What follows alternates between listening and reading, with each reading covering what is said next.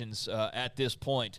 Did you guys see Blake Corum and the story of his stolen Camaro? Yeah, that's very unfortunate. Yeah, Michigan running back Blake Corum announced he's coming back after an All-American year. He's got a 2017 Camaro, or he had one. It's pretty sweet. Had his BC2 logo on it, had a camouflage wrapped job on there as well, paint job or wrap job on there, but apparently got stolen from a parking garage just a couple of weeks ago, according to the Ann Arbor Police Department. And he tweeted today, because I guess he was getting a lot of like NIL tweets or something along those lines, but whatever provoked it, he said that his parents used their hard-earned money to buy him the car after he graduated from high school, and he said, God bless whoever stole it. He had made his decision, and the car was stolen a few days later, so I'm sure he won't have any hard time trying to replace that. I'm sure there are some probably Michigan NIL donors or whatever fund that was created to help spur him to come back. But, yeah, you saw that, and I think a lot of people were like, oh, that's NIL money. It wasn't. His car's stolen. It's still missing. But that's the good news is now you can just be transparent about it and be upfront. And, look, if a new Camaro dealer in Ann Arbor wants to come and give him a car, it's all on the up and up. So yeah, that'd have launched an investigation back in the day. Yeah, exactly. This would have been Eric Dickerson part 457 or whatever it was. You know, I know there's a whole thing with Alabama players a few years back when they were posting their cars. Everybody's like, "How are y'all all in Dodge Chargers?" You know, that kind of thing. And now it's just on the up and up. So I found that not particularly interesting that his car was stolen. I think that sucks. The car looked pretty sweet from what I saw, old pictures of it.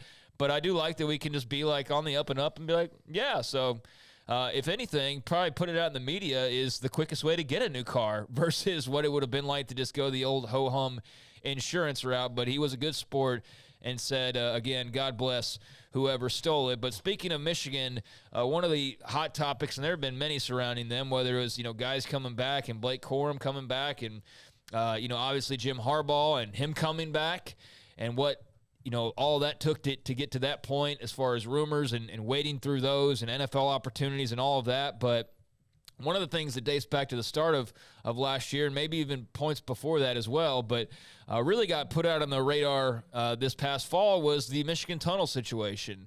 And it was James Franklin, Penn State head coach, who brought it up when his team, the Nittany Lions and Wolverines, got into it in the tunnel. He called the single tunnel a problem, if you'll remember, that needed to be addressed. And then obviously there was another issue a few weeks later when Michigan and Michigan State got into it, and you got a Michigan player getting jumped by a group of Spartans and charges being brought against a few of those Michigan State players. But, there's been thing after thing.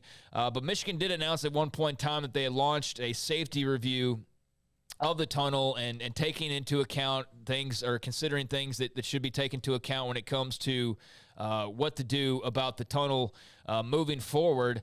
And after launching that safety review and I guess getting a review, they are going to, or they have sent a notice to season ticket holders in Section 1 on the south side of the tunnel that about 45 seats will be permanently removed to help widen the tunnel access. So they are addressing that, and the idea is that there will not be any issues like there were a couple of issues this past week. So the big house will be undergoing some minor makeover. They're going to widen the tunnel and hopefully avoid some issues going forward. Yeah, I remember when it all happened, there were a lot of people who played in the Big Ten. They're kind of like, yeah, we always kind of waiting for this one thing to happen in the right kind of game. And maybe just the powder keg of circumstances didn't exist until what happened this year. But there were a lot of times I heard guys like, I remember walking down that tunnel with Michigan and, feeling tense and worrying about like what's good. Like things are said, you're right there in the tunnel.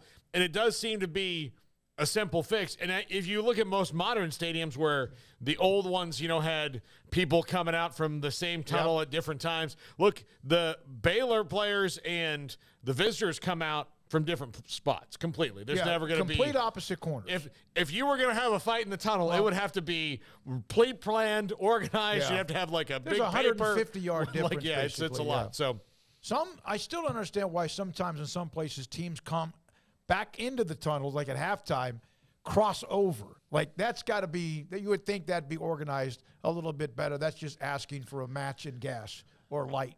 And since everything in college sports is a pissing contest, you don't want to lose seating, right? Yeah. You're the big house. You got to have this certain amount of seats, so they will be putting standing room only seats into the big house now to help offset the loss of the 45, 50 or so seats that will be removed to expand that tunnel. So the big tunnel controversy has been addressed by the University of Michigan, and they are going to be making some changes. That standing room only situation at AT&T Stadium is kind of silly. I wouldn't enjoy that. No, I mean- want to sit down No, at some point and watch the game. Like, what are we doing here? I've been walking in to the press box when they open the doors and watching adults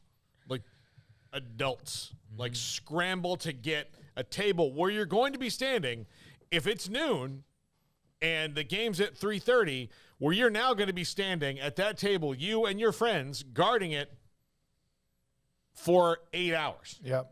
Like, that's basically what you're about to do. So it's very bizarre. Yeah, I don't know how they'll address that, if they'll have like a similar setup, but there will be standing room seats, so they will be offsetting the losses there, as I mentioned. And, the tunnel getting reworked, so hopefully no incidents in the